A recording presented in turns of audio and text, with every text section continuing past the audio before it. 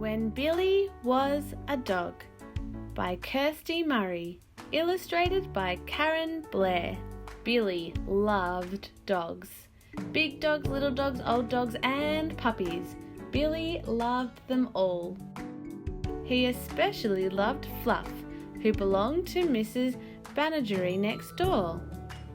If Billy had a dog of his very own, he knew he would love her forever and ever. "Can I please have a dog?" asked Billy.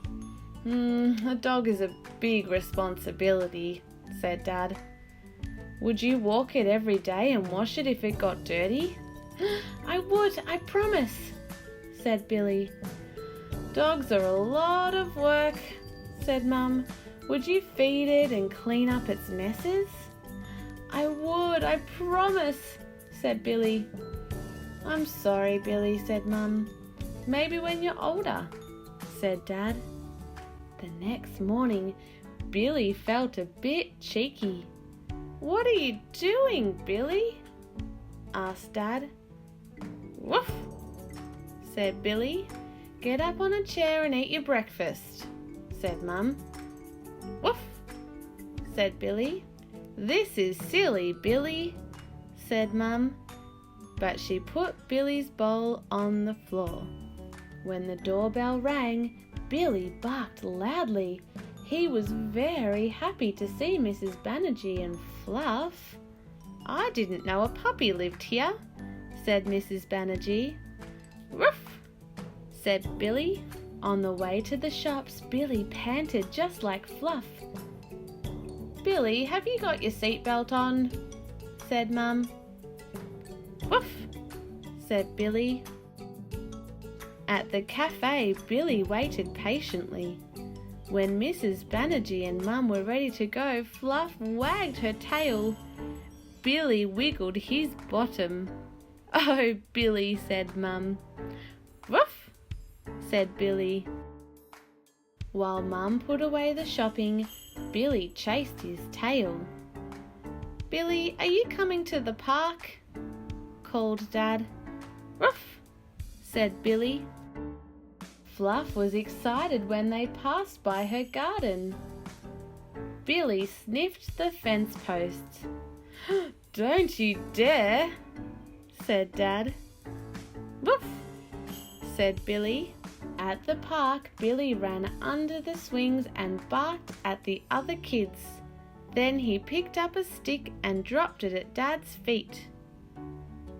"Oh no, Billy, we're not playing fetch, are we?" "Woof," said Billy.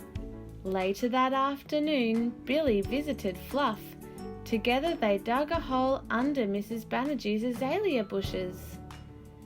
"Billy, Fluff, stop that!" "Woof," said Billy, though he hoped it sounded like "I'm sorry." Being a dog was very tiring.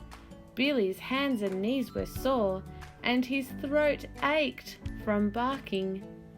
He climbed into Fluff's basket.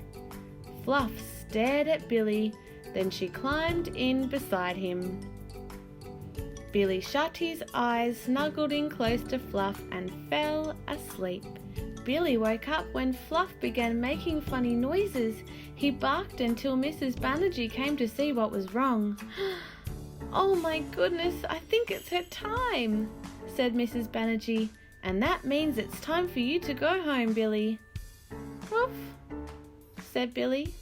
At home, Billy sat at the table and ate his dinner with a spoon. He didn't bark when the doorbell rang. He didn't roll on the carpet. He was too worried about Fluff. The next morning, Billy, Mum and Dad went to visit Fluff and Mrs. Bannigery. There in the basket with Fluff were 3 tiny puppies. The puppies made little squeaking noises. When Billy said, "Ruff," the puppies looked frightened. "Perhaps it's better if you talk to them, Billy," said Mrs. Bannigery. "Then they'll know you're their friend." "Can I give them names?" asked Billy. "What a lovely idea," said Mrs. Bannigery. I will call them Snow, Chocolate and Boots, said Billy. But you can't keep them, said Dad.